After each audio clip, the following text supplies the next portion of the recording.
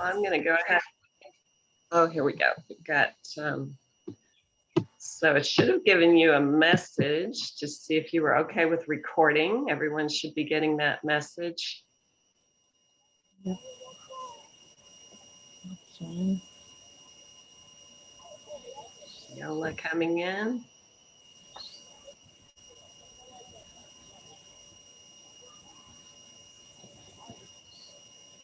Well, I'd just like to welcome you wherever you are, whatever time of day it is. Of course, it's the dawning of a new day here in North America, where I am. But how lovely that we're on this orb that's slowly turning towards the light, ever more exposing different parts of the land and the water to the light. And we're just all one in that turning.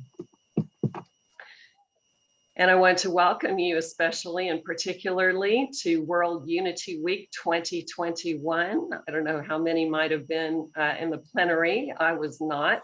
I was, however, at the 4-hour opening that we had a couple of days ago, which was just spectacular in terms of the depth and the breadth of what was shared there. Just definitely followed in the tradition, if you will, of Unity Week and this Sangha that you have stepped into here. And I'll be saying more about that in just a little bit. And even more in particularly, I would like to mention or to welcome you to the Whole Self-Nurturing and Healing Justice Room. We began as Whole Self-Nurturing Room with the intention, and when I say we, I'm speaking of Tex Albert in Quebec, as I am actually in Texas. He has actually never been to Texas, so it's quite a little joke of the universe here that we've been working together on a few projects, and I'm native Texan, and he's native to Seychelles. We'll be hearing from him later this afternoon, later on. I don't like to use the time of day. And actually, we've just had a turn of the wheel in a sense. It's actually been 260 days since Tex and I first started working together on the Co-Creators Convergence. And I know this because it's part of the Mayan wisdom that I'll be sharing more about in a couple of days. But that was in October. And I will say more about all of that in just a bit. But I wanted to give a little time for our group to gather into more of a circle. I have a candle lit here for us. Oh, John Raymer's here. Maybe he's checking in with us. Let's see what John has to say. He might be just peeking in with us. Good morning, John. Hi, checking to make sure it's okay here. We are good. Thank you, John. All right, very good. Enjoy.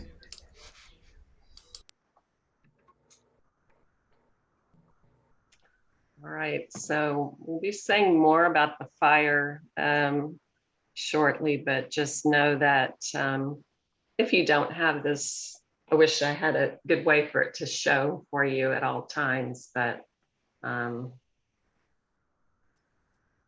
just in the awareness that we gather in the fire, and our origins are in the fire. And also we had a meditation with water at the opening, and we were each encouraged. I don't know if anyone else was there and might have their water. Kim's nodding her head, yes. So that's here on my altar also, that we very intentionally recognized how we are all connected with all living beings, and water is pervasive on our planet, and it's actually the means by which all was created. I heard a magnificent presentation of that yesterday, and he was speaking about if we were gas, if it was all gas moves too quickly, and if it was all solid doesn't have enough motion. So we indeed are owing our existence here to the water, the watery planet home that we share. And so we're very intentionally connecting and blessing that water through that water. So I'm going to turn it over to Rhonda. I'll break out a little more of the whole of Rhonda, because really, we're talking about whole self here, and we're not separated any of our roles or parts or aspects of self. So Rhonda's going to bring herself to share something for a little opening centering for us to begin. Hello, dear World Unity family. And thank you for being here. And whether you're here live with us or looking at this later on a recording, I invite you to bring your awareness to your breath. Just noticing your breath, the in-breath and the out-breath. Befriending the breath.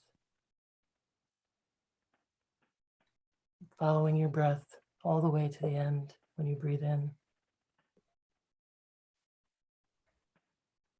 And all the way out. I'll invite 3 full sounds of the bell so we can enjoy the refreshing sound of the bell and our precious breathing.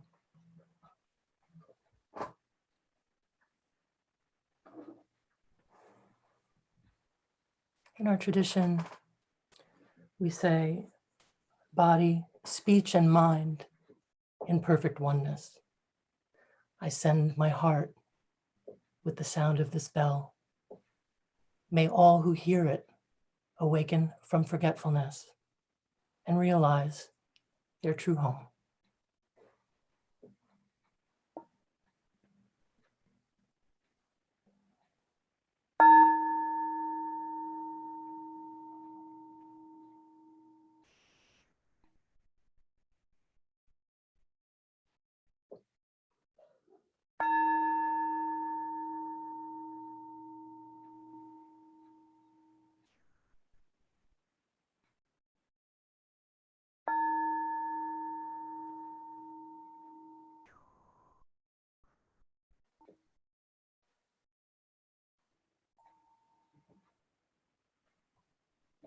Thank you, dear friends.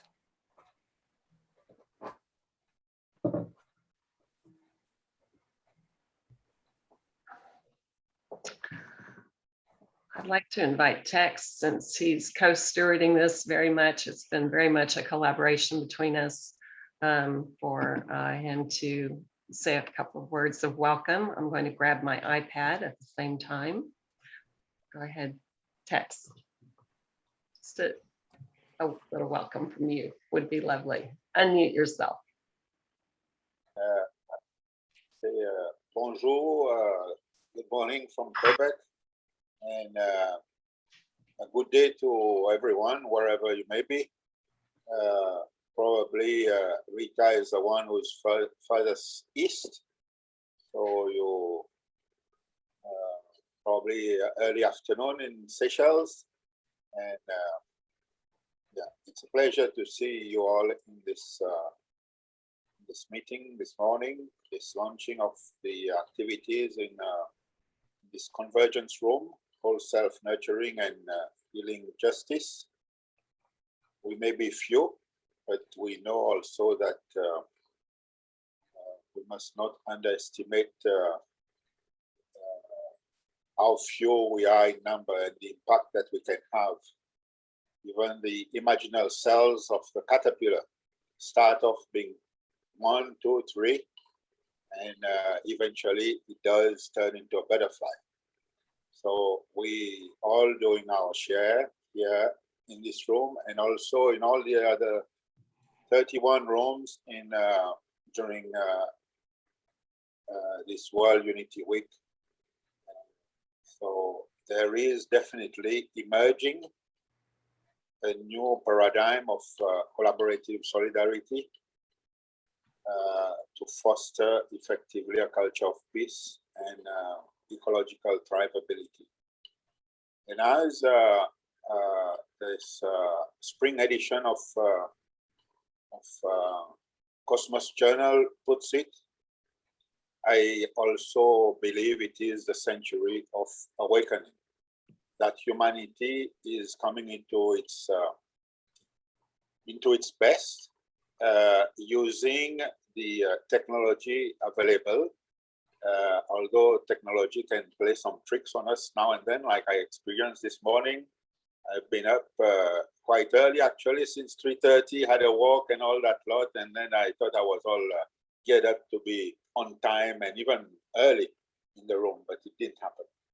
But nonetheless, this is how we have to keep optimism. So together, I'm sure we will make good headway. So I'll pass the talking stick back to Annie. Well, I wanted to do a little bit more to set the context, because, you know, the last year, I participated in World Unity Week last year in June, and it was very much something that happened as a response, if you will, to COVID, which also we'll be discussing a little more, but the entire issue, if you will, of the century of awakening, use that kind of springboard of where we are to say that it's calling us for that awakening. And we've all spent a lot of time in Zoom rooms, it seems, you know, that this has been a real opening, if you will, that we're finding one another in some sense, joining a community. And I wanted to begin with a quotation that many of you may have heard. It's perhaps the most famous quote of Pierre Teilhard de Chardin, who was a Jesuit paleontologist who lived from 1881 to 1995. He passed on Easter Sunday that year, and he was not published in his lifetime. But one of he was just a prolific writer, and one of perhaps his most famous quotes is that someday, after harnessing the wind, the waves, the ether, we will harness for God the energies of love. And on that day, for the second time in the history of the world, we will have discovered fire.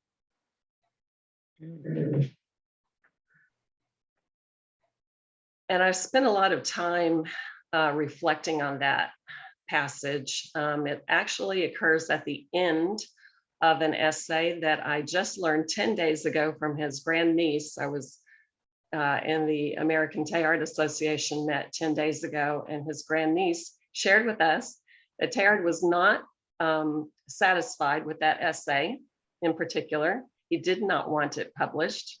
Now, most of his things he did want published, but the Catholic Church had a monotem against him and would not allow him to be published, nor even to teach in his homeland in France. He was in exile in New York when he died. But this quote, if you will, this one sentence occurs as the conclusion of his Evolution of Chastity essay. And when I first read that, I found it to be one of the most courageous things I had ever read. Here was this celibate priest, and I have no doubts that he, and no one else seems to either, that he lived that vow throughout his life. What I'm coming to understand is when Teilhard talks about when we harness for God, for higher purpose, the energies of love, he's talking about co-creative power. Because this is what he found in his relationships, and he had a number of very close friendships with women throughout his life, beginning with his first cousin, Marguerite. So he understood the power, he had experienced the power, and indeed his life would have not been what it was. His writings would not have been what they were without co-creative power. So I want to use that as a context here to say that we have gathered here on this day, whether it's day, night, sometime in between for you. Somewhere on this globe, we have gathered, and as we gather and co-create together, it is the same energy, and yet at a new evolutionary moment, threshold, if you will, as our ancestors who gathered around the fires. This is the new fire. And I think it's no accident that Tex and I actually first worked or met on the Co-Creators Convergence, which is the Barbara Marx Hubbard legacy group. And they like to call their Thursday night gatherings the conversation. And so I very much want to lay that context for what we're doing in this first session here in the Whole Self Nurturing and Healing Justice Room. But also for that to be our intent throughout these 4 days, that we are here as a Sangha, as a beloved community, gathered around the fire of co-creative energy and effort.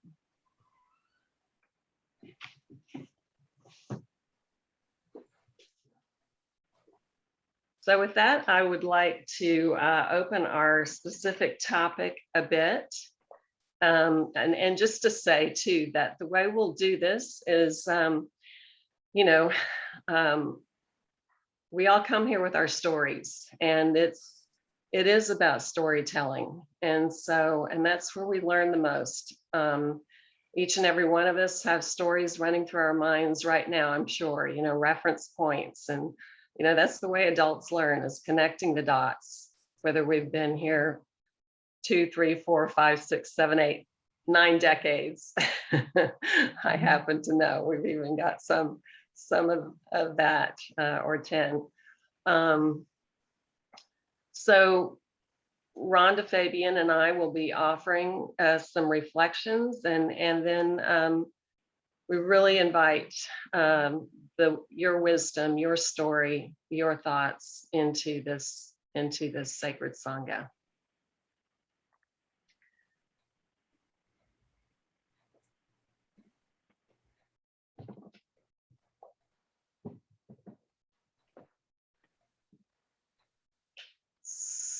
So we've mentioned a few times that the Kosmos Journal's latest issue, and I know the summer issue is about to emerge if it hasn't already, but the spring issue that we've been chewing on for a couple of months here, a few months here, the theme was the century of awakening. And Rhonda Fabian's editorial to open that issue ended with these words. She said, "What we love, we make sacred. And that is why our time can and will be the century of awakening. Life is too precious, the human experience too extraordinary to allow to fail. It is an invitation to wake up to the reality that binds us, to each other and all beings. Ours will be the century of awakening when we fully acknowledge the gift of life and our awesome responsibility to receive it.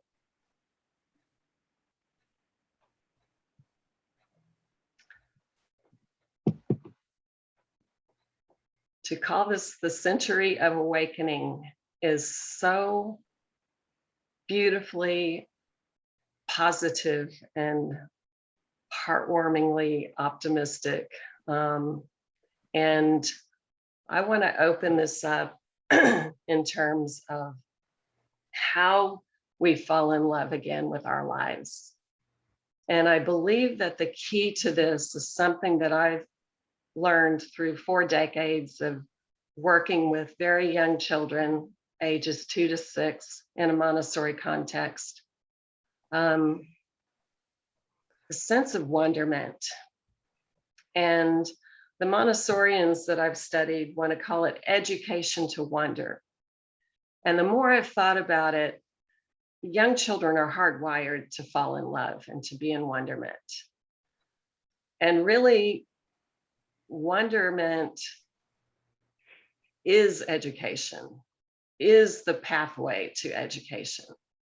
To have one's wonderment sparked. And so I wanted to share a little piece about that from the writings. And then I'll introduce Rhonda to open more what Kosmos's vision of that century of awakening is. But I wanted to set the context from the young child's aspect. Wonder is a very serious thing that, rather than leading us away from reality, can arise only from an attentive observation of reality. Education to wonder is correlative with an education that helps us to go always more deeply into reality. If we skim over things, we will never be surprised by them. Wonder is not an emotion of superficial people. It strikes root only in the person whose mind is able to settle and rest in things, in the person who is capable of stopping and looking. It is only through a continued and profound observation of reality that we become conscious of its many aspects, of the secrets and mysteries it contains. Openness to reality and openness to wonder proceed at the same pace. As we gradually enter into what is real, our eyes will come to see it as more and more charged with marvels, and wonder will become a habit of our spirit.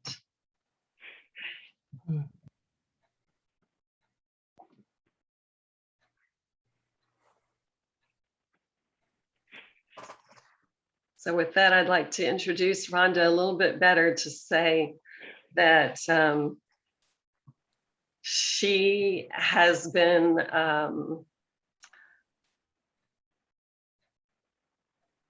working a life habit of leading, creating conditions, I would say. This is, we Montessorians like to think of it this way. We create conditions for thriving. And she has done this primarily. We see her as editor of Kosmos, and certainly that's happening there as well. But for some decades, she prepared the ground through something that's now called immediacy learning. Immediacy learning is an educational media company with thousands of educational videos. And I went over there yesterday and just clicked on some of the little teasers, and wow, they are using, both human, live presentation interwoven with all sorts of animation and technology that just very tastefully supports what people can bring to one another in terms of learning. And so, wow, what a treasure trove. I was really honored, or really blessed to see what you've been into for all these years, Rhonda. And then in addition to that is what she's shared with us this morning, which is she's a vowed member of the order of from Thich Nhat Hanh, and I've lost the name of that, but she can speak it out to you. But it's a community that was founded by Thich Nhat Hanh. So without further ado, Rhonda, thank you so much for joining us this morning. Oh my goodness. Thank you so much, Annie, for that beautiful introduction, the beautiful quotes. You've set the field so beautifully for us to continue to have this conversation. And I thank to Tex and everyone who's here today to share. And I want to preface any comments about Kosmos by honoring one of our elders who's in the room. The mother of Kosmos is here, and a wonderful world server who many of you know, Nancy Roof.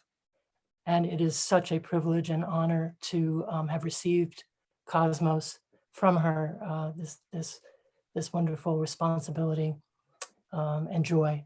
So I will invite Nancy to come in and talk when we talk a little bit more about Kosmos. But and it's no wonder that the Kosmos began as sort of a newsletter, which was called Spirituality and Reality. So when you talk about this focus on the real, or what is in front of us, the present moment, was always very much part of Kosmos. So when we think about the century of awakening, why would we say such a thing? Why would Kosmos say, oh, in the midst of all this perceived adversity, what we see as adversity trends going on in the world, how can we say that this is the century of awakening? And the law of, the law of polarity tells us that as dark as it can possibly be, that is how light, it can be as well. And so we see this simultaneous arising through all areas of human endeavor to come more into alignment with the universe story and what is truly our nature as humans in this earth scenario, this earth experiment that we're part of. So I see that I see this awakening everywhere. And of course, World Unity Week is an absolute sign and symptom of awakening. And it's in science. And we see how finally science, many aspects of science, astrophysics, quantum, are coming into alignment with the great traditions and beliefs of humanity, Hermetic law, Buddhism, Christianity, Judaism, Muslim faiths. Many faiths talk about the same things that we're now talking about in science. So collectively, we're on the cusp of recognizing that our true nature is the reality of interbeing, and that we're so inextricably connected to one another, to all the nutriments of the world that make us who we are, the plants our ancestors ate, the sunlight that made those plants are all in us. And we can all, through our maternal line, trace our heartbeat and as an unbroken river of sound back to the early, as far as your mind is able and willing to go, back to the very, very heart of creation itself. So this is why we call it the Century of Awakening. And you also said something very important about children and instilling awe in our children for the wonders of nature. They are very, very much already in alignment with that. We know that. And a child can look at a bug crawling up a blade of grass in absolute wonder, you know, and we may be likely to say, leave the bug alone and let's go to McDonald's, like that is not what we want to instill in our children. When we see them appreciating the wonders of life and loving other beings, we want to nurture that. It is a form, I say nurture, it is a nutriment. And the Buddha talked about that, the 4 nutriments, which are edible food. We all know it's important to feed our children healthy food. And, we all know what that means and what that looks like. I was not, as a mother, always the best, but, we know what we're supposed to be doing when we feed our children, but we don't think so much maybe about the other 3 nutriments. Sense impressions, what we feed our children in terms of messages that they receive from mass media, from their iPads, even in conversations in our home. And the 3rd nutriment, volition. What is it that we set in front of our children for them to pursue? What is it that we instill in them to want from life? If we're constantly saying it's a dog eat dog world, you have to be strong to overcome and, to survive. And if we're constantly putting this in front of them, that they must achieve a certain level of income, a certain level of power, what kind of nutriment is that? And then the 4th,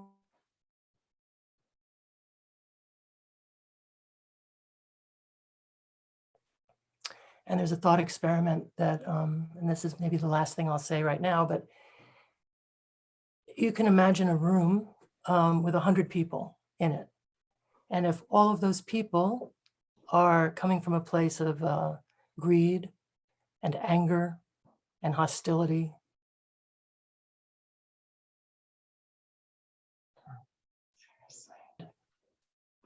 we create a living hell in that room.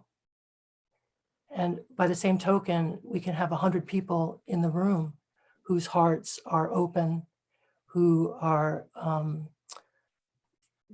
much more, if we talk about the fire of love, who bring the fire of love into the room, who want to share and collaborate and cooperate.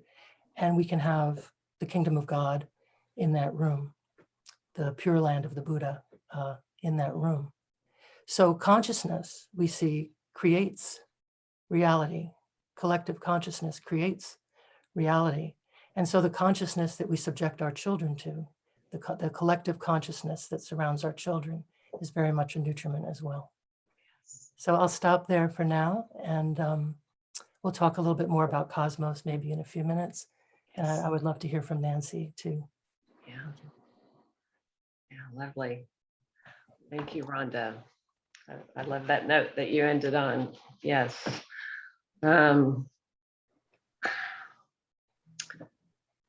It really, the meaning of the word educare is to call forth,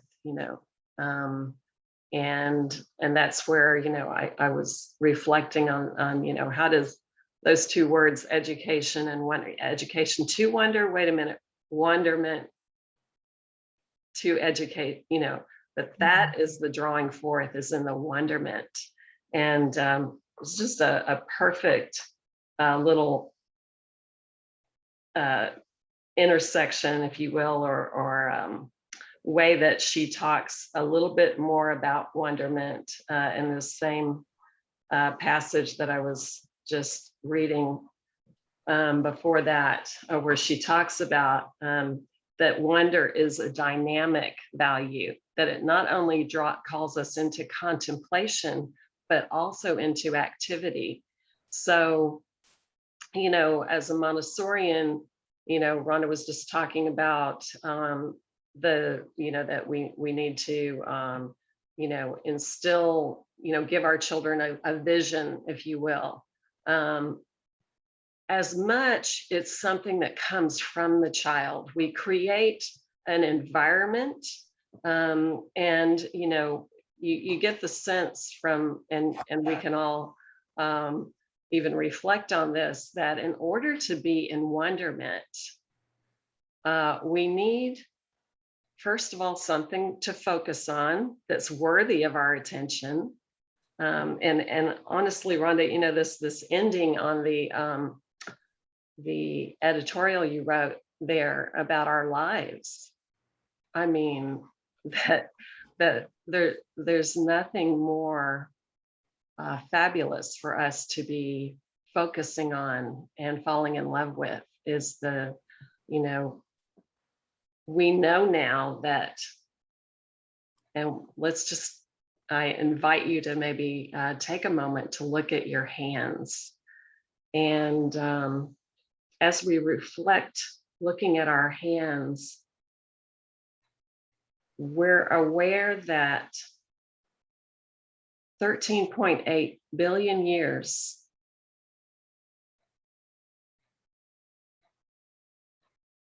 of co-creative energy, of the coming together of the quarks and the atoms, and all of it together has brought our hands, our bodies into being.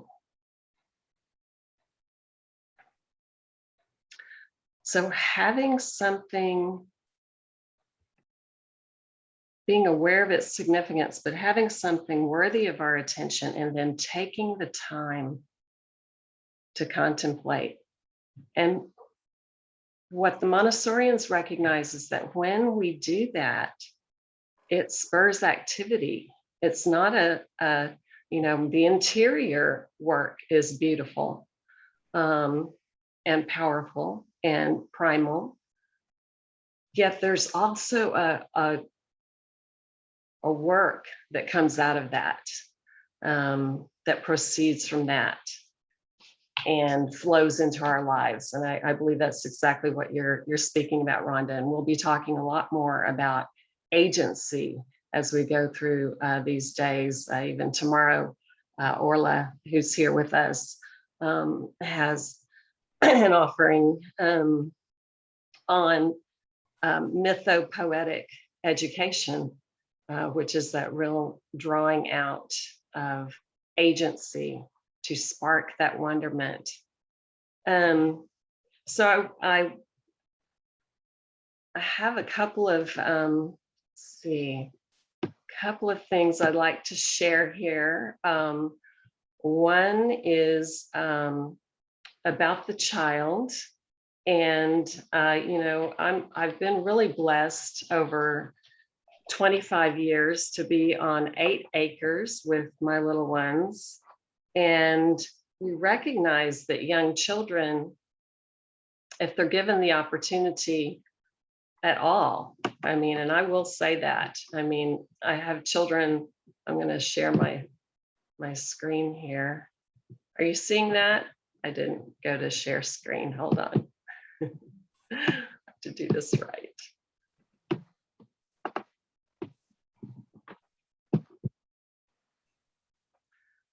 So this is actually the backyard at the school, if you will. And we allow the wildflowers to come up.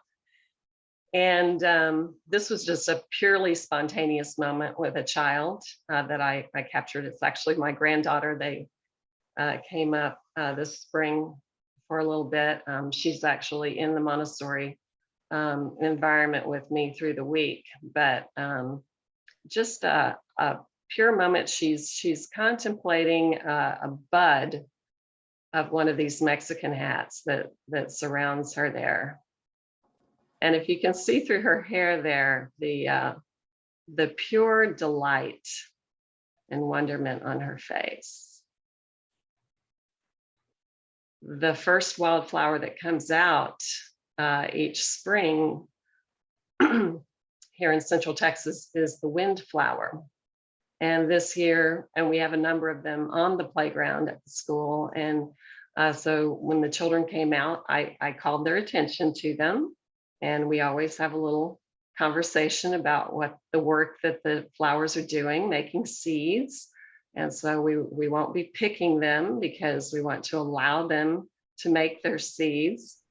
We actually had a little one get a really great experience of that this year. He plucked up one of the rain lilies, and so I talked to him about it. And then later on, he was able to see the seed packets on a number of other rain lilies. They make a packet with just dozens of little black seeds, and it's a white flower, but these black seeds. So he was quite taken by that, and I don't think he'll be pulling any more rain lilies up. he was in awe of the rain lilies' ability to make seeds. And but I was going to tell you that with the windflowers, that when we went out and I focused the children's attention on them, one of the children were ready to kind of wander off as a group. And one of the children said to me, "Can I sing to it? Can I sing to it?" She wanted more time to contemplate and to establish relationship with that flower, with that little new flower of springtime.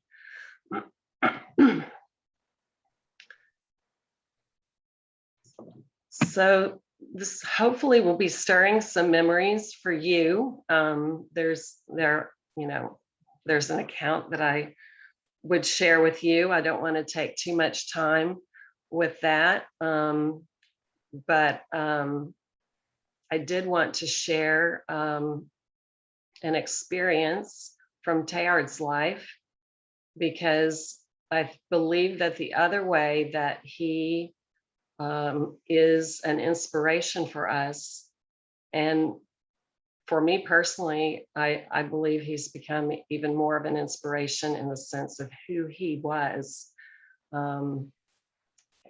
You could say who he became, but I believe he lived this energy throughout his life. Jean Houston, who's human potential warrior, let's say. She's been working in the human potential movement for some decades and written several books. But she had the pleasure of knowing Teilhard in the last year of his life when she was 14 years old. And she serendipitously began walking with him in Central Park. And she wrote an account of the encounters that they had. And I believe it illustrates so well the energy of the child that continued to live in someone who was 72 years old.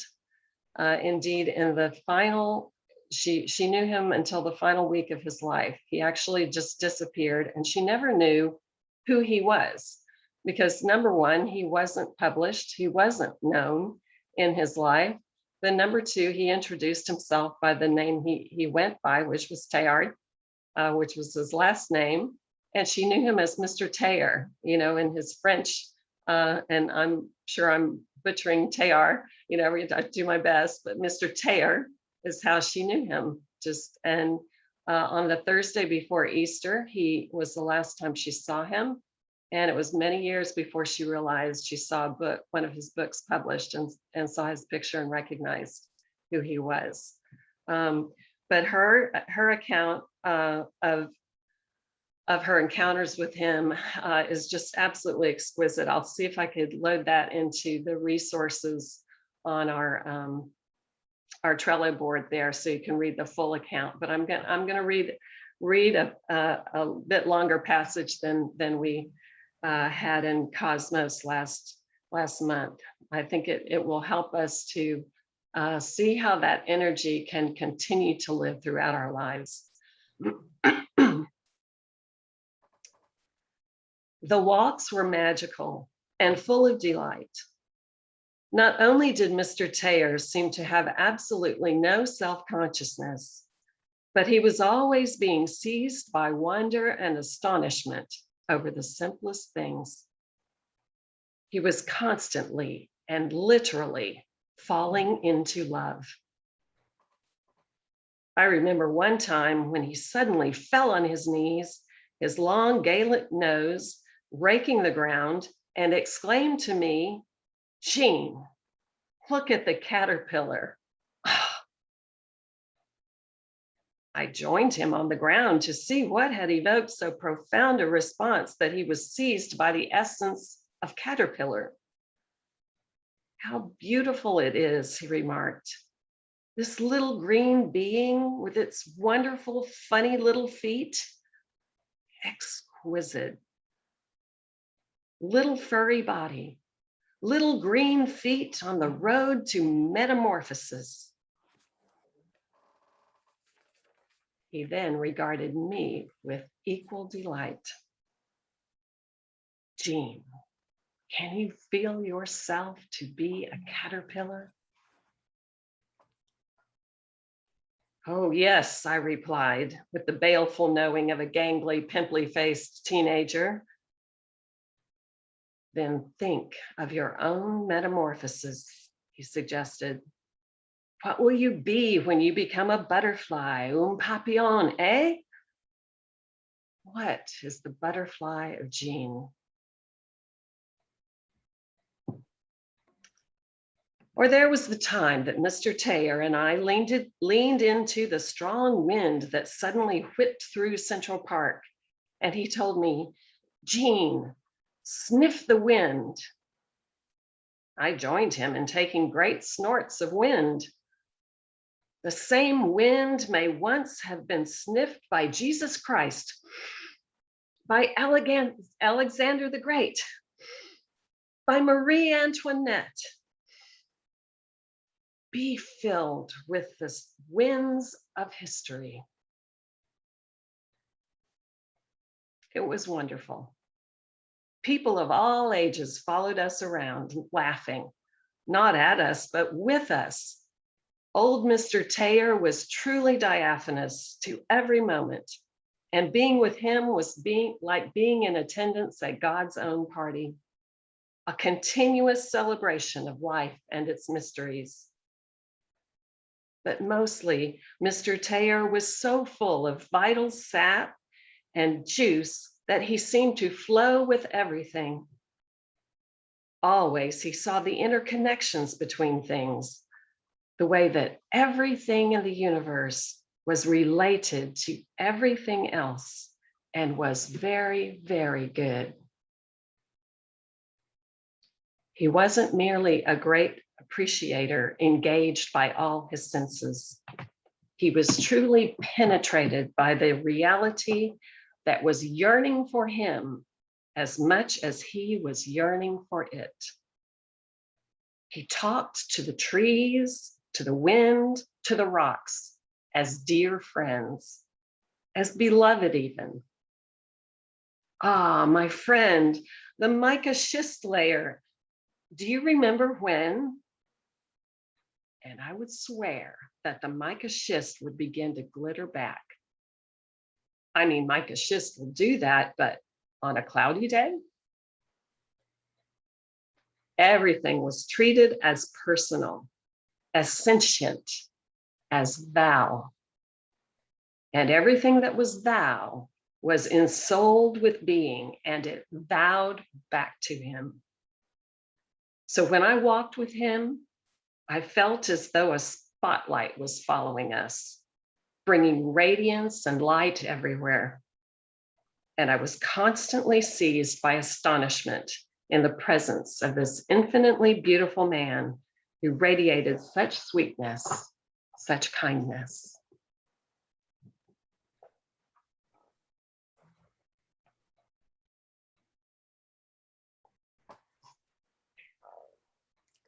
We are called into such beingness from the time we're born, to such a state of being as she paints a portrait of there, I believe, with Teilhard, and to recognize that he lived that through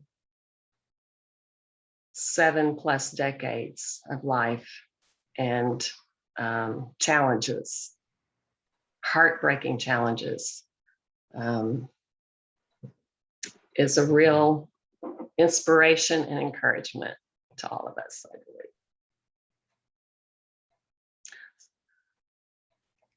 So I just want to end what I'm saying here just to say clearly that our children are born ready for this kind of falling in love.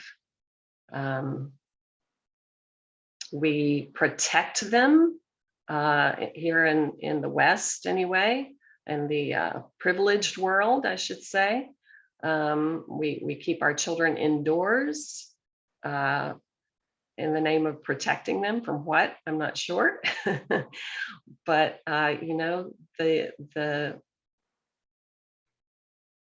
natural mobile of the flickering of leaves of trees, you know, the sensation of wind on the skin, the naturalness, the beauty of the sunlight, all of this is our heritage as humans.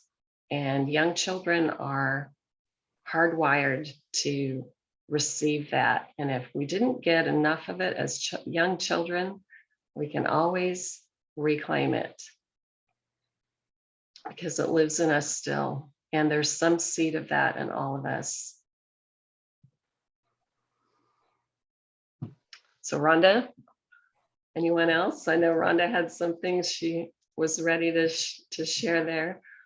Well, I'll just say very briefly that that is a perfect description, you know, Desjardins of his being in alignment with Earth wisdom, and that is the theme of our summer edition. Actually, is realigning with Earth wisdom. It's what Jeremy Lent, the author of Patterns of Meaning, calls animate intelligence.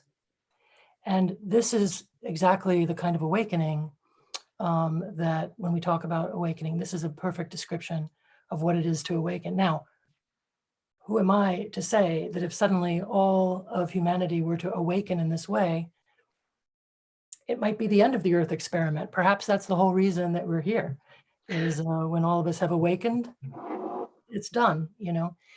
But I think that we are in the very nexus of this type of awakening. And this is what Nancy and Kosmos have been nurturing since the year 2000. And I just really would like to invite Nancy to say a couple words about Kosmos and how, you know, we share signs of hope and freshness, as you just read, you know, what you described, and share the capacity to transform with the world. This is really the purpose of our work. So Nancy, do you have a moment to share with us? I just would love to hear from you. Oh, thank you, Rhonda. I'm really don't have anything prepared, so this will just be winging it. I just want to say that I'm very inspired with what's happened in this time together already. I find it so inspiring to think of living in this way, so connected with nature, so connected with every little being in nature. And one of the things that I find about the COVID that's brought to me and to many people is this pause in living so quickly and fastly with our culture, is that we have time to pause now and make a reality our real and interdependent and loving connection with all of nature. I find myself so deeply connected with nature through my dogs, through my environment, as I pause at this time with the COVID environment, as far as Kosmos is concerned, we started Kosmos in the year 2000 because we recognized that this was a time of transformation in the world, in the whole world, from all of the institutions that we had created that had fulfilled their purpose and were now needing to let go and give space to create a whole new cultural environment and personal environment for everyone. And as the years have gone by, we've seen more and more how it is time to let go of the past, which is not because there's something wrong with it, but because it's already fulfilled its purpose and we're needing to transform and move on.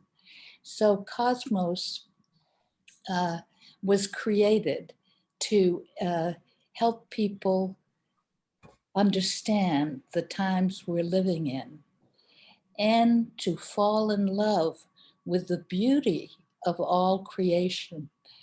Kosmos is known and expressly created out of a sense of beauty and falling in love with our potential as humans and as part of nature.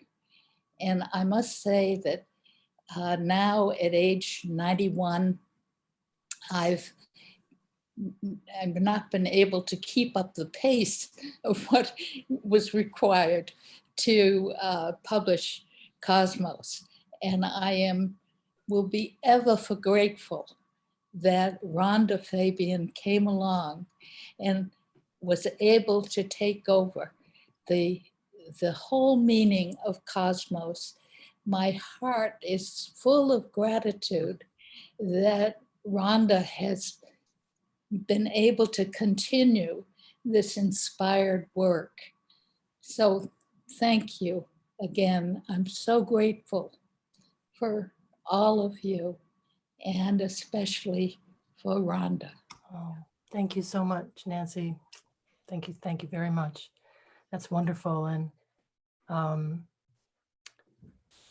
as I've said before, I can't think of a greater honor than to continue the vision of Kosmos. I'll send it back over to Annie. Something you said about the hand really struck me, and it's so true. The billions of years of,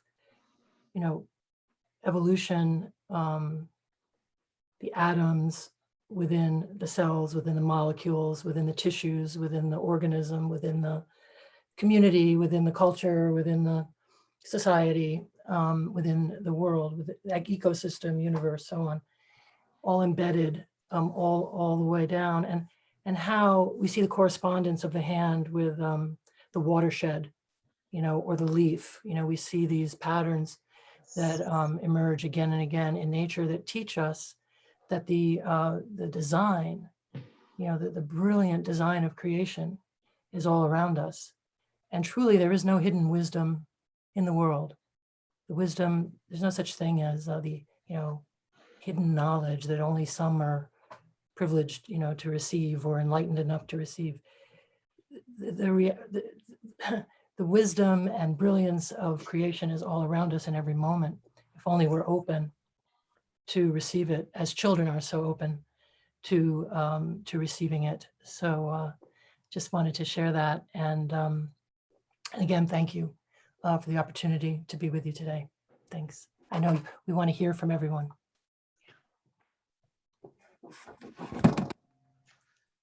There's a hand raising function. I mean, we've kind of got a few enough number of people that have their video on that even this should work well. If you had something, looks like Tex has his hand up according to the the technology. But yes, go ahead, Tex. But anyone else, you can use that hand function or just do this as he wraps up. Mhm. Well, I wanted quickly to thank Nancy for being present today here and for highlighting this sort of passing of the baton to Rhonda, who is assuming the responsibility so admirably. It's almost like seamless. And I mean, I got to know, you know, I feel when I got to know about Kosmos, that Kosmos had been around for many, many years, you know, maybe as long as the Kosmos. I mean, I didn't realize it just started in 2000, but I mean, it's so amazing. And I've always been inspired by Kosmos. And it's a singular privilege for me to be in this forum today with Rhonda, I mean, a sage, venerable elder, and I mean, with Nancy rather, and with Rhonda, who's taking on the responsibility of ensuring that we continue to have Kosmos. So I'm very encouraged at this threshold of my own life to be at this day, particularly with Nancy, with Rhonda, and everyone else here. I feel that it's very much a sign that I'm on track, on the right track, no matter what the past may have, the curveballs and things like that. But I'm very happy.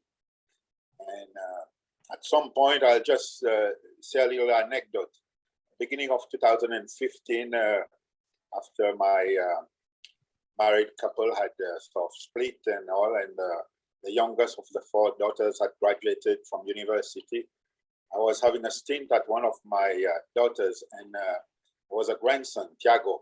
Tiago was 3 years old, and we were the only 2 in the apartment, and Tiago was watching the TV, and probably his favorite, one of his program at the time, Peppa Pig or something like that.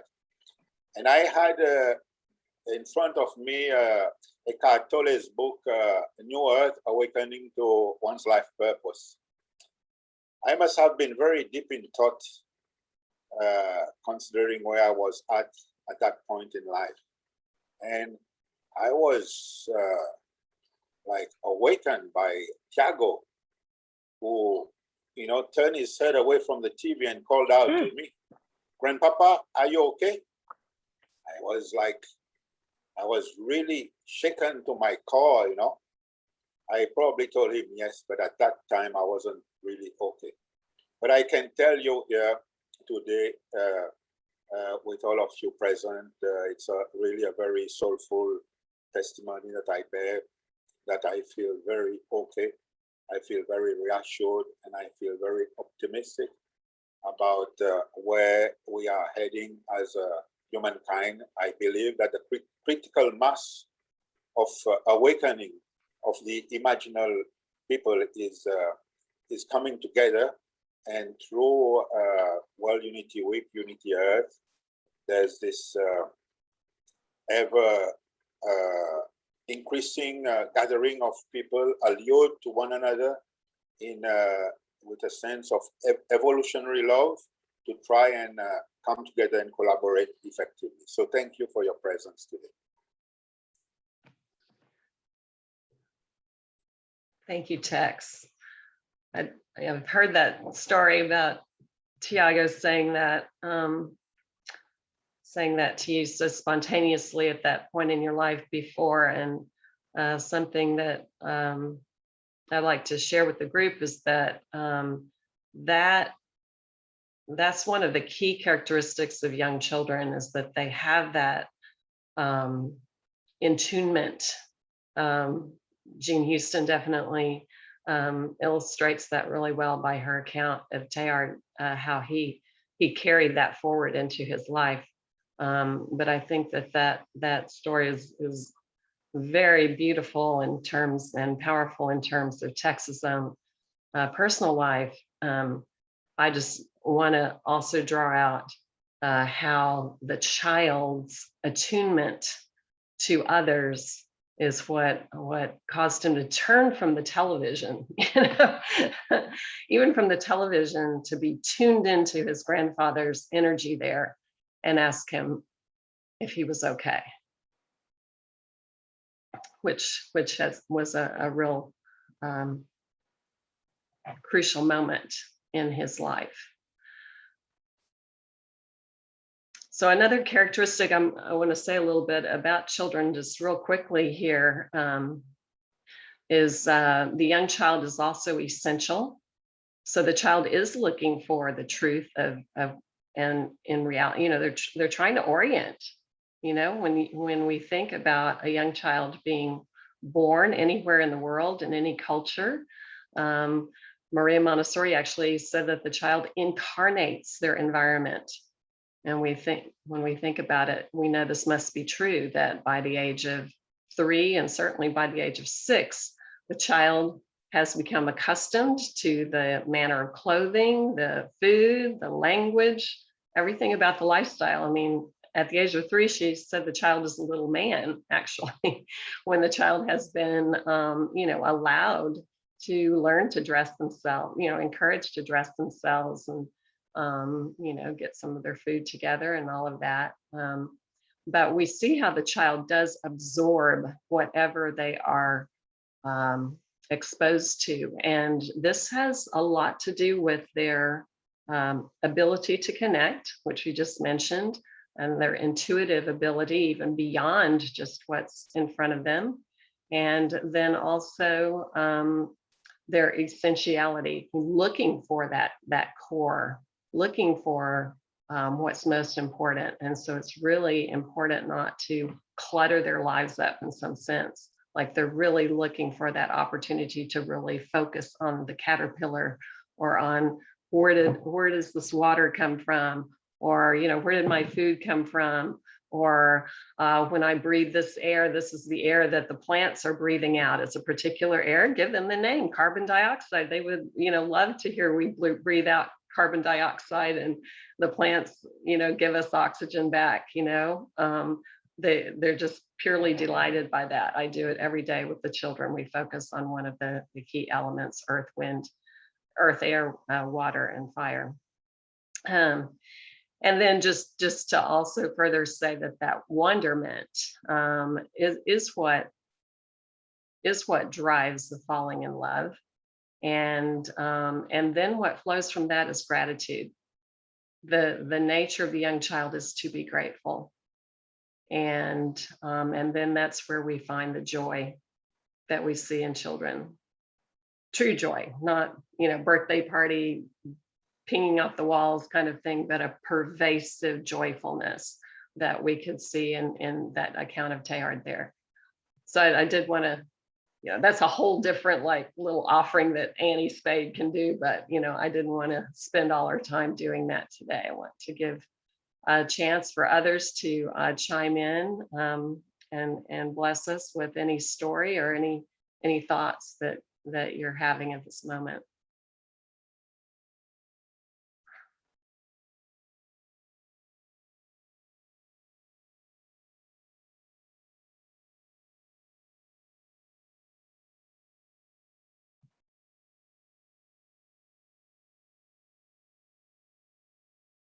So let's see, Kim. Yeah. Oh my goodness.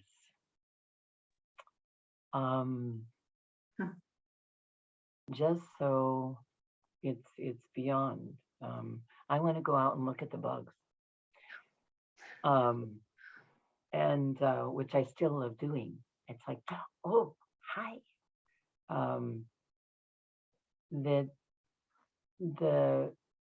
The integrating energies and the flowing and the informing, the information, which we take in new information, we come into formation in new ways, right? Depending on how we be with all of it. I just wanted to say thank you for the grace of the collaboration and cooperation and communication that is really living and breathing through all of the breaths of each of these moments. So thank you. Thank you, Kim.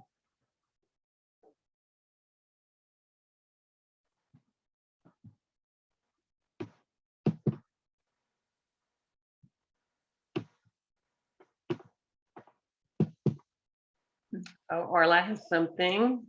Good morning. Good morning. I joined late. I was at my spinning class. I was spinning away. I was spinning away. Yeah, I really enjoyed hearing about your experiences with the children in the classroom. And I look forward to the time when these types of classrooms will be all over the planet, where we have children that are just lit on fire with the wonderment. And I was also, when I first tuned in, I was just hearing about the four kind of shaping elements and the messages, you know, that we give young children. And I was just thinking about, you know, my own life and the kind of the focus on body image and beauty and all of that. And I remember in my studies, I was reading a book by this woman, Michelle Lelwicka, and she studied at Yale. And her whole thing was about eating disorders as a call for spiritual grounding. And so, and the book is called Starving for Salvation. And it's a wonder. It was based on her own dissertation. And so she calls the messages that we receive and offer to our young people culture light. And I just love that because they're so shallow, you know, of how to be, what it means to be a human being.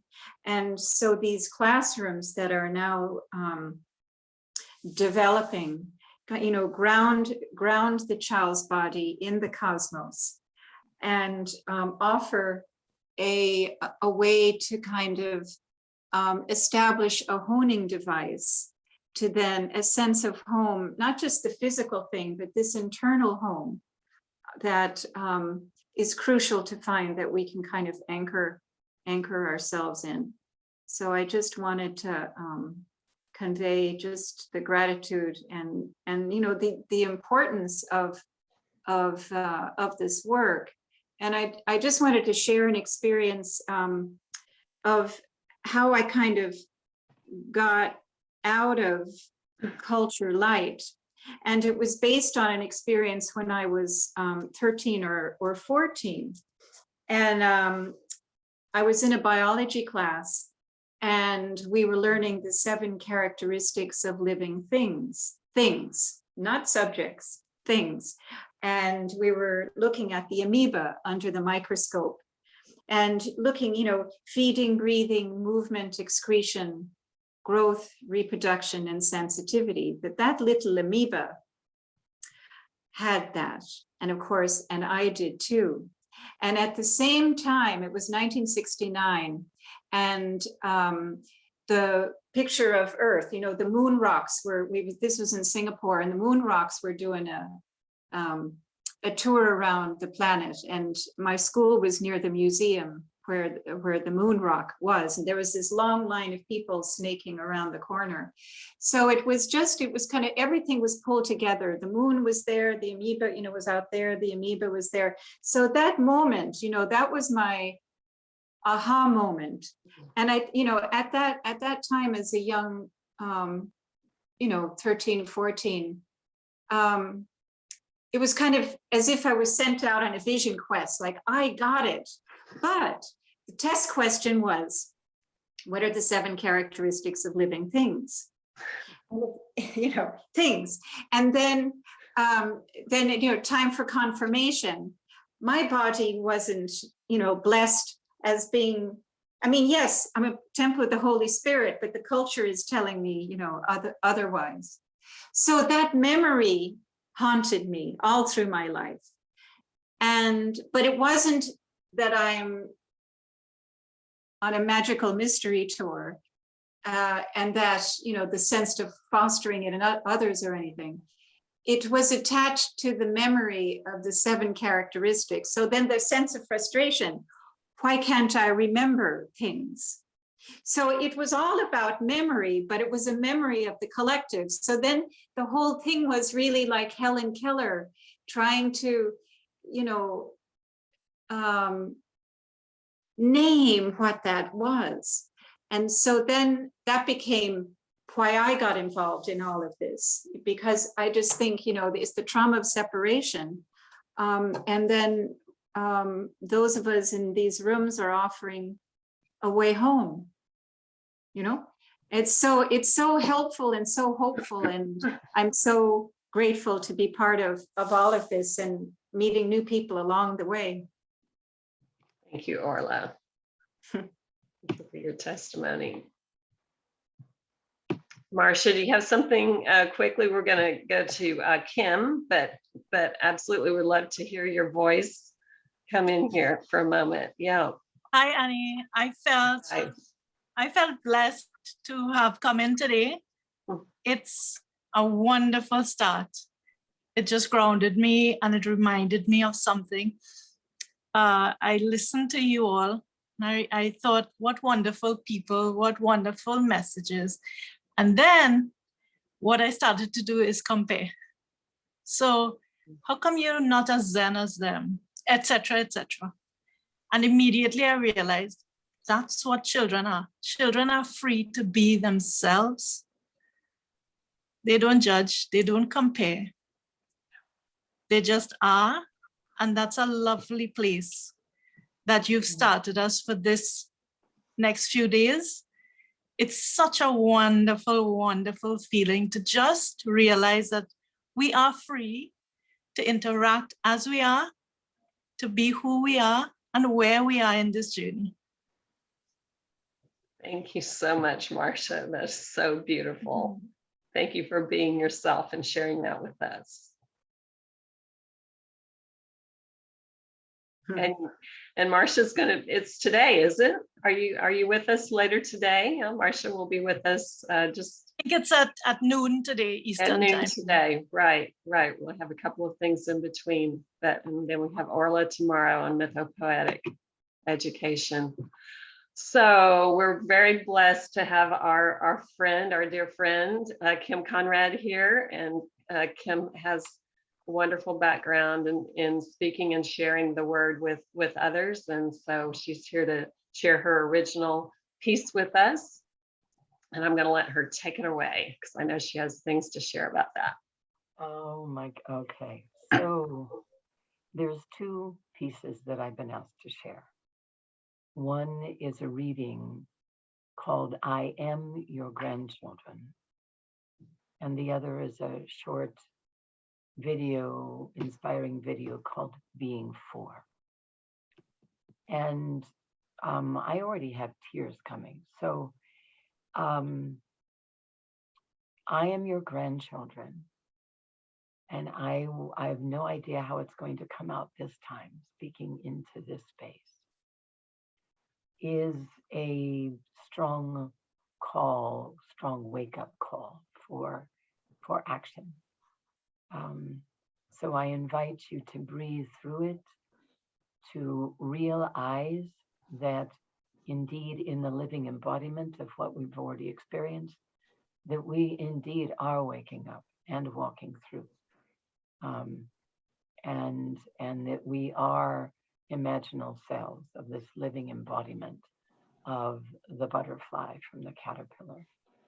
And so as we breathe through the words of I am your grandchildren, then I invite us to join in this short 5-minute video of being 4, that the intention is that then transitions us into a living embodiment of what we've been speaking about today. So, I am your grandchildren. I awake with a smile, a giggle, and an inquisitive soul to greet the shining sun, rising in a glittering sky of orange, red, and yellow. Looking forward to the gifts of this new day and the many blessings it will bring to me, both inside and out, because I am visiting you. A day filled with hugs and kisses for you, exploring and lessons for me, and laughs for both of us. Yet, as of today, I am dying. If things continue, I will not be born. I am your grandchildren. When a rainforest is decimated in Colombia, you have eaten my hands. Chemicals are dumped in the oceans and buried in our mother. You have cut off my legs. Trash is dropped on Mother Earth. You have swallowed my soul. You continue to manifest your blindness, and so my heart is gone. Slowly, piece by piece, you eat my flesh and devour the spirit that was destined to be mine. Who needs healing is us, the people of this planet, not our mother. Whatever we do to her, we are doing to ourselves. Where have you put your heart? In some forgotten prison behind steel-bolted doors, a key purposefully tossed to avoid feeling the pain of my prolonged agonizing death? You have eyes. Do you not see who you serve at your tables? You have ears. Do you not hear our Earth Mother crying? Her tears are for my soul that is never to be born if you continue on your present course. Please save me. The lives of all your grandchildren are in your hands. We have come to a place where you must act now. We must act now, or there will be no time left. The choices are yours. Each and every day, the choices are yours. And you are able. We are designed to make them. We can do this. We are doing this. I am coming to love you if you let me. Please love me. It is courageous, strong, and brave to live and act for all of life. Do not let anyone convince you otherwise. It is courageous, strong, and brave to wake up and adjust course individually and together. To listen as if our lives depend on it, because it does. It does. To listen with rapt attention to the roles we are to play and live them starting right now. Feel again with your heart, your soul, your whole body, so you are no longer drawn off course by false and temporary promises. Shall I live or shall I die? I am your grandchildren. You decide. Please let me live so I may also have the honor of being called grandmother and grandfather. Set me a place at your table. Please listen to my cry. Please listen to this cry, for soon even my cry will be no longer. We here today are tomorrow's history. Our grandchildren's future is built upon the choices each of us make today. What do you choose your legacy to be? That you did everything you possibly could, inside and out, to create a thriving world for grandchildren to live in? Or you did nothing, or not enough? Let's educate ourselves while we participate, activate, generate, and collaborate, so we thrive it through for a world that works for all of life, starting today, starting right here, right now. You and we are built for these times. Let's grow our greatness. Invite and welcome others to grow their greatness too. We would not be here. We are designed. It's that simple. So let's take actions each and every day in your own home, in the world at large.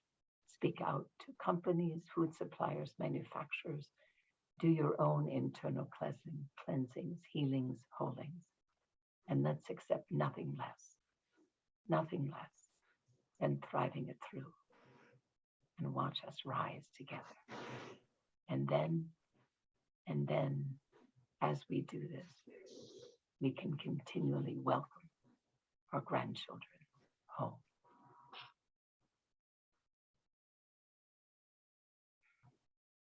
And so I invite us all to take a breath. And if I'm not sure I'm co-host, if I can be made co-host. I actually fixed it, Kim. You should be able to share screen. I've got it. Yeah. You should be so okay. I invite us. This is a verse of mine that I was invited to make into a video, and we've done it as a gift to the world. It's called Being For.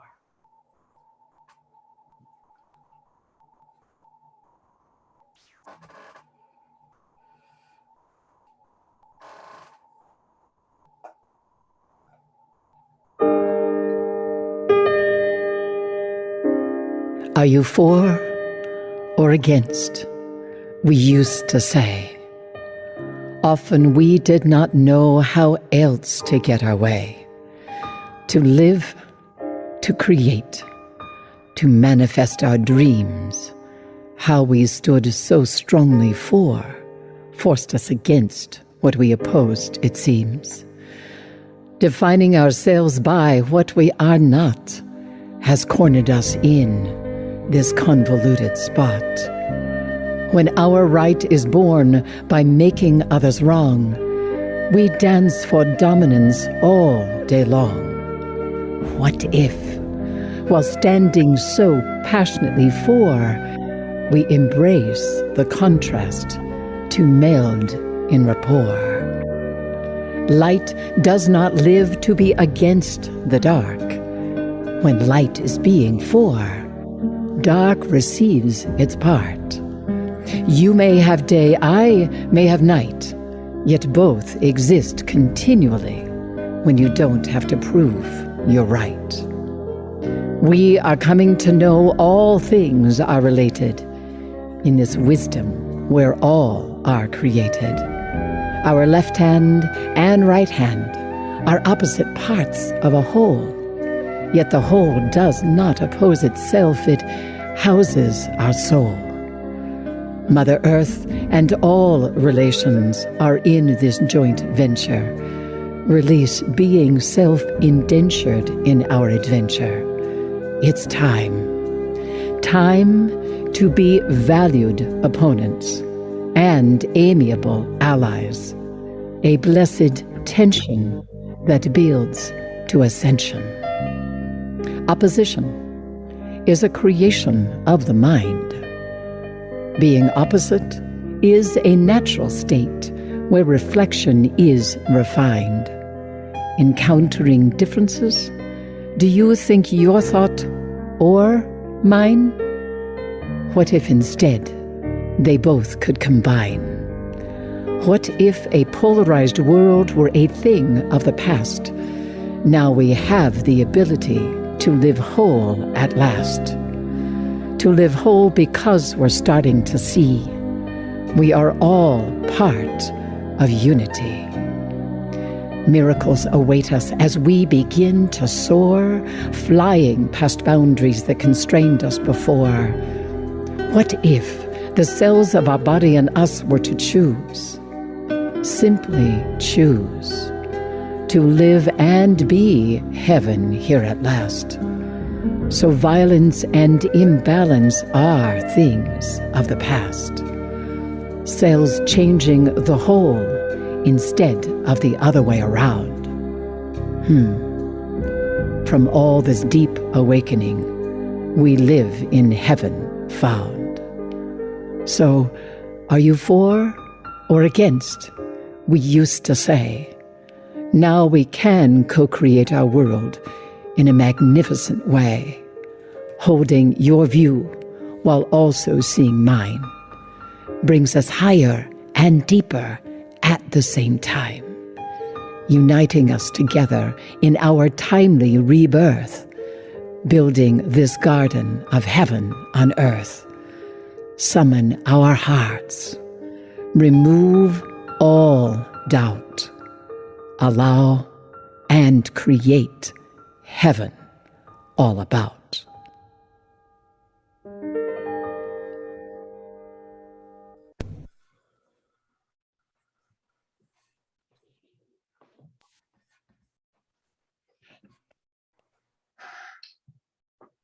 Great, thank you, Kim. I think that was, it's a call to that relational energy that we called in so strongly throughout our time together, and I've just so enjoyed this sangha. And we actually have our next one on hand, and we really invite you to stay for a treat with Jason here. But Rhonda, yes, would you kind of close this moment for us with your bowl? And again, it's very special. Thank you to you for stepping up with us to open our room so beautifully this morning. Let us breathe together, one breath, one heart.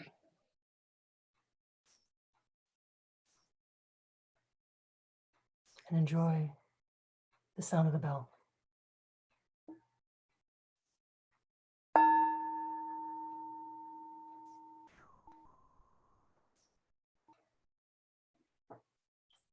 Thank you for your service, for your practice, for who you are, for what you do. Have a beautiful day. Thank you.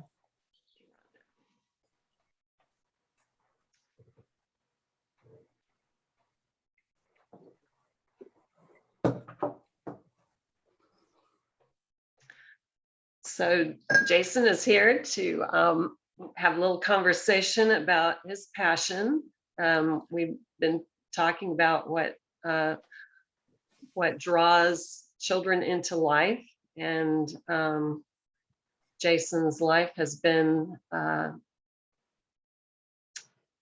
called into vibrancy and also expressed through his music. I think his relationship with music is a real tribute to that falling in love, that it's a dance with whatever it is that draws our agency, our passion. And I'm really grateful to Jason for getting up so early. He is such a bright light and accomplished and sought after musician there in LA. So you can imagine he stays up fairly late. And so this is even 2 hours earlier or 3 hours earlier than East Coast. But I'm really grateful for him to be here. And the way I want to really introduce Jason is to say that Jason is a very kind person, and he has a way of connecting when you meet him, and he asks you how you are. He looks at you in a way that few people do, in a way in which you know that he truly is interested in knowing how you are. So there's no doubt in my mind at all that Jason is connected to life, connected to himself, and connected to his passion. So Jason, Good morning. Hi. good morning. Good morning. And we would love to hear What an intro. how that allurement happened for you, and anything you'd like to share with us. I'll ply you with questions as needed, but go. Yeah, good morning. Thank you so much for having me. It is quite early, but it is beautiful, and I just got the most amazing introduction. Thank you. Yeah, my name's Jason. I'm a pianist, composer for film and TV in Los Angeles. And I play at a lot of exclusive, cool places. Most recently, I played a place where in the mornings I get to go sit on a grand piano out on a beautiful balcony under the trees. On Sunday morning, I was playing piano and a butterfly landed on my hand. And I was like, okay, this is work, crazy. So I was playing piano, playing one of my own songs too, and a butterfly landed on me. A squirrel was underneath the piano eating a nut or whatever, and I just was like, man, this is great. So yeah, so that's what I do. I play piano for wildlife and people, obviously.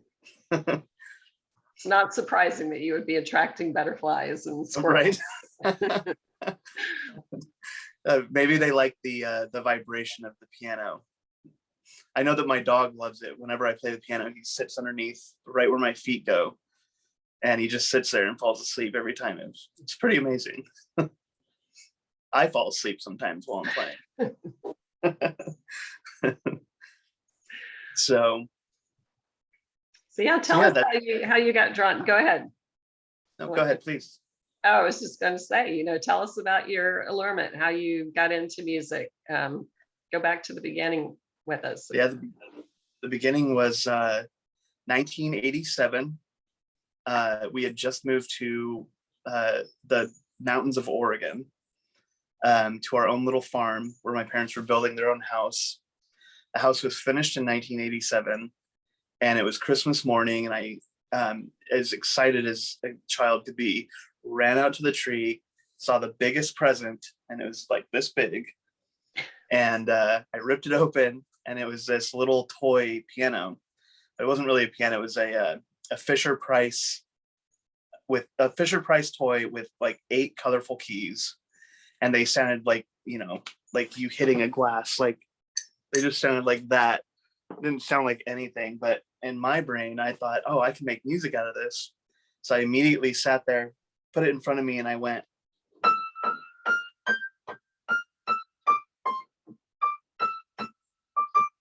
And my mom came around the corner and she goes, what's happening? Why are you playing Beethoven? You've never even heard this before. So that started my entire piano career. And now 33 years later, I play piano for a living. I play piano as a passion. I get to make music all the time. But in between then and now, I as I said, I grew up on a farm, and out on the farm in Oregon, it was an organic fruit and vegetable farm. My parents would say, as you know, on a farm, there's a lot of work to do. So we would get up early and my parents would say things like, well, dude, you can go mow one of the orchards, which is not fun because you're like a 7-year-old kid, 5-year-old kid actually. And I started driving a huge Kubota tractor, and I would put like a brick on my foot, and so that I could reach the pedals of the tractor, or a piece of wood. And so you can either go out, mow the orchards, weed the garden beds, or go practice piano. And I would always be like, great, that's an easy choice. I'm gonna go practice piano. So here I am. I practiced as a kid like 4 or 6 hours a day sometimes, and just fell in love with it. So how did you begin composing, Jason? Did you take lessons, or how did you start to make that transition? Because you're an amazing composer. Oh, thank you. I started, so I wrote my first song, and I still remember it, when I was, I think, 11 or 12. And, you know, up until that point, I'd played piano for, 7 or 8 years already. And I was playing Chopin and Beethoven and all these big classical pieces. And I thought in my head, I thought, man, why am I playing other people's music? This makes no sense. I should be playing my own music. And I started coming up with my own melodies and putting them together and having a blast with it. And then I just started writing and writing and writing all these big songs. They were big to me. And it brought me so much joy. So I'd constantly be just making up these new songs and all this stuff. And then, so that was basically how I started composing my own songs. And then composing in LA, I went to school and I got 4 degrees in music. One of them being composition or composing for film and TV, as well as, oh my gosh, I can't remember the name of my degree. Production, like learning how to do everything, via your computer and recording software and everything like that. And I started, I think what actually happened was I decided to say one day, I'm a composer. And in LA, if you don't say what you are, then you won't make it. So in my opinion, so I would say things like, yep, I'm a composer. I compose for film and TV, and that's what I do. And, since then, now that's what I do. So it just kind of, I guess I worked towards it, but I went to school to learn it. And then I just said that's what I am. So here I am. Yeah, and Jason, you do a number of other things. You have a coffee business, and I do. And you recently were licensed to operate drones. But tell us about why you're doing that, how that's working with your music. Yeah, well, so the drone thing for me was easy because an easy decision. Getting the license is not that easy, but it was an easy decision because I went in to get it with my friend Rob, who's my partner in the coffee as well. He's also a magnificent filmmaker. And why not shoot our own movies that I can then score as well? So we got into the drone business because, well, first of all, it's a little bit different than playing the piano, because I play the piano all the time. And don't get me wrong, I love playing the piano. It's my favorite thing in the world. But when you do it for a job all the time, you need to switch it up a little bit.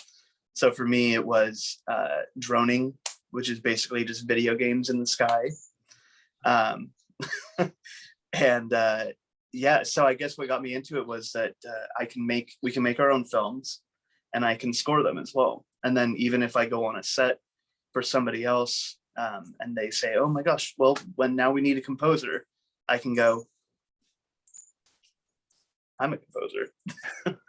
Hey. And then I'm in. So that, and it's just fun.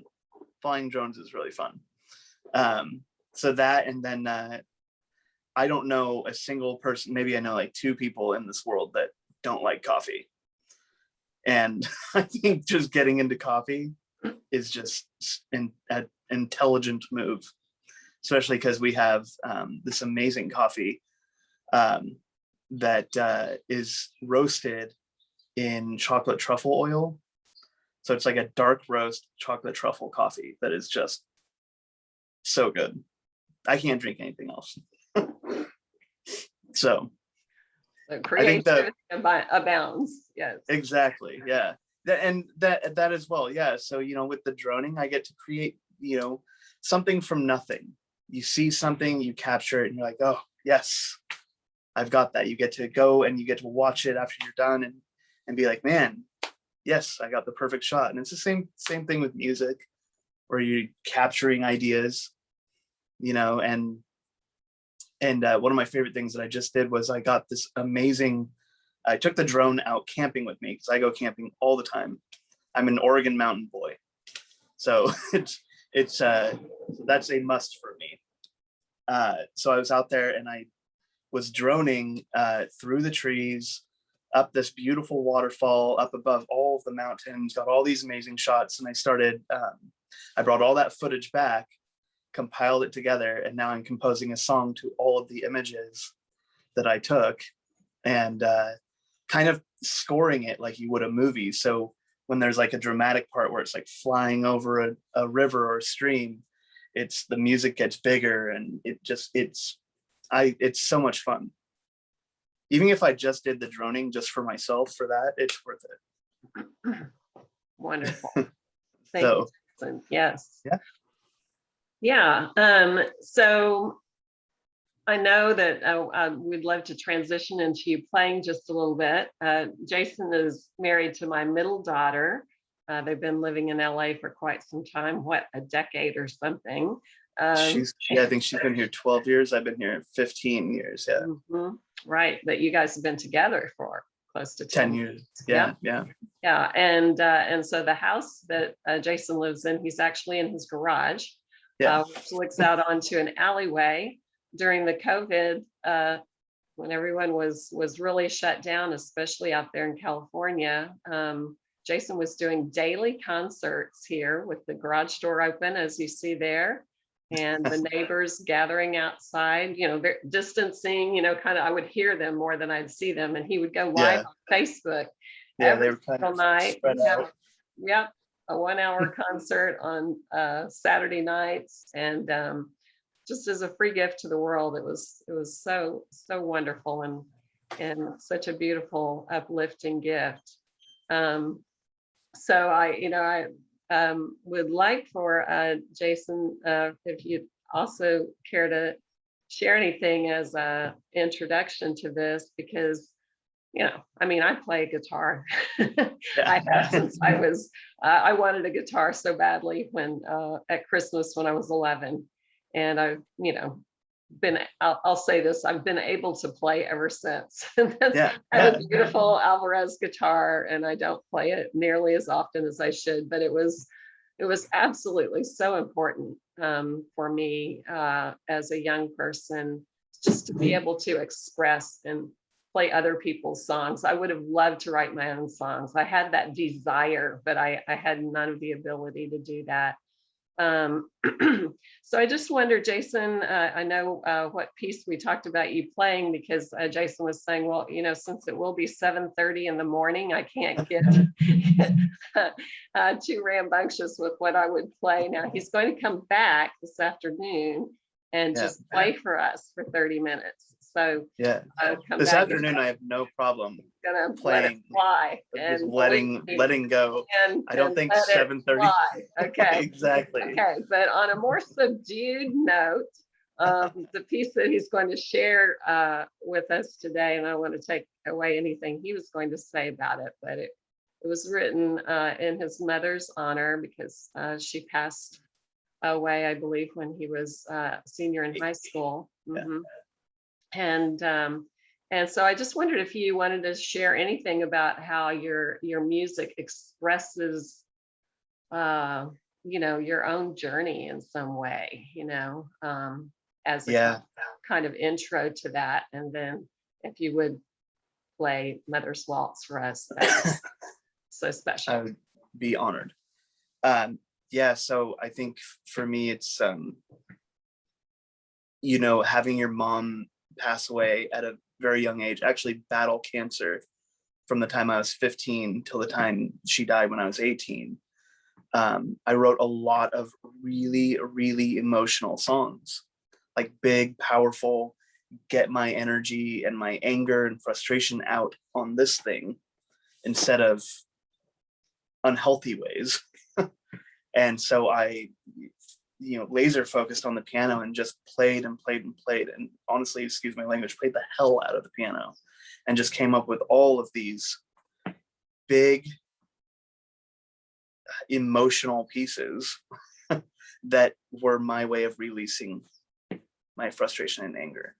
And through doing all that and playing those for years and years, I realized, man, you have to not be so frustrated all the time about this. It happened, you gotta like accept it and kind of and move on. So what does that look like for me? I asked myself, and it looks like this song. And I remember it was a dream that this song came to me. And I was asleep. I just moved to LA. I was asleep, and I remember in my dream, I had this melody playing and playing and playing in my head, and I was whistling it in my dream and humming it. And I woke up, and it was 4 a.m. in the Los Angeles hills, 4 a.m. And I woke up, and I was living with my aunt and uncle at the time, and I had a piano there, obviously. And at 4 a.m., I just was like, I can't not record this really quick. So I jumped out of bed and pressed record on my little studio setup I had at the time. It came up with this piece. And so this piece for me, first, I mean, it came in a dream, but then it told the story in not such a like minor way where everything just seems like sad and there seems like there's a lot of turmoil. This song came to me, and it was it was more of a happy letting go feeling, like an acceptance that this amazing saint of a woman lived, got me through life to a point, died, and then after she died, it was a little bit emptier, but still the same thing. I'm still alive. So the song starts with, I'm just going to explain it because I never get to explain the song itself. But so the song starts with my life with my mother. And then it comes to a point where you can feel her ascending into heaven. And then it comes back to the same thing. And that's what happens. So I would be happy to play that. My neighbors would be happy for me to play that one. So let me just set up a little bit. Khalifa, you're the only person here that I don't know. I wonder if in the little break here, if you'd like to say where you're from or how you found out about World Unity Week. Yeah, thank you. I'm from Indonesia.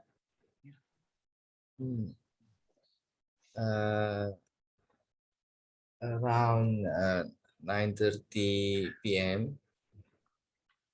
So thank you for inviting me. So I really enjoy this conversation. So it really touched me.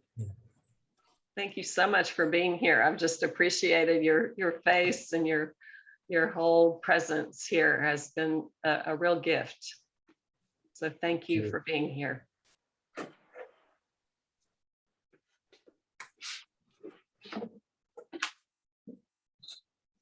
And we might want to mute. I'm going to mute myself.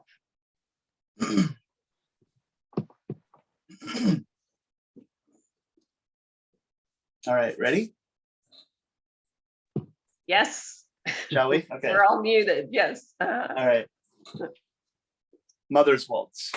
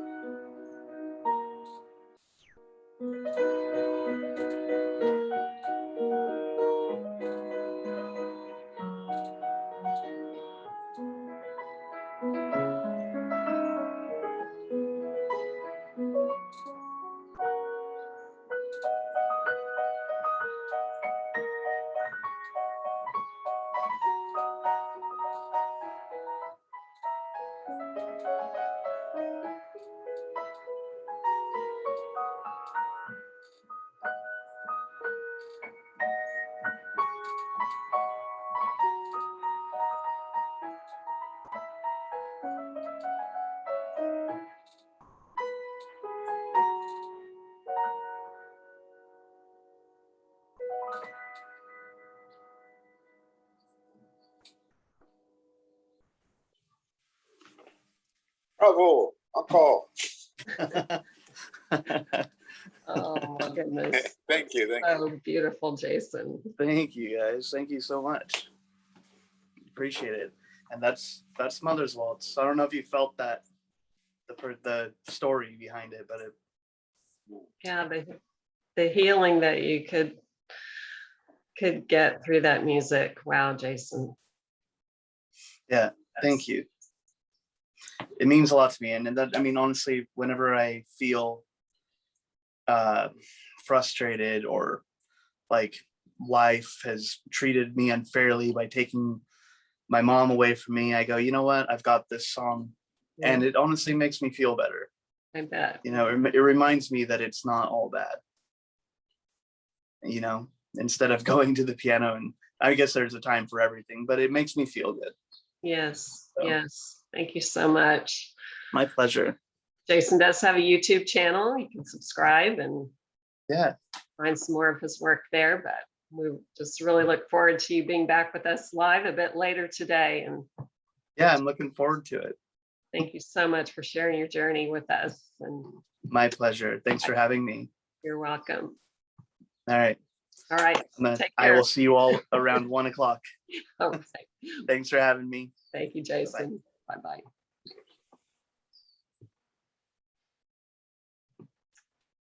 Well, what's next? Probably. Tex, are you next?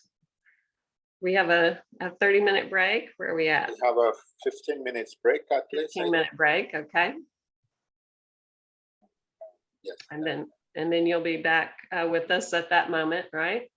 Yeah. Okay. All right. Well, we're working on getting transitional music or what have you. If anyone would like to hang around and we can talk in between, would be great. Marcia wants to say something.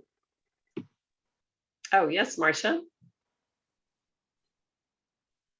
I wanted to ask a question, please. Ma'am.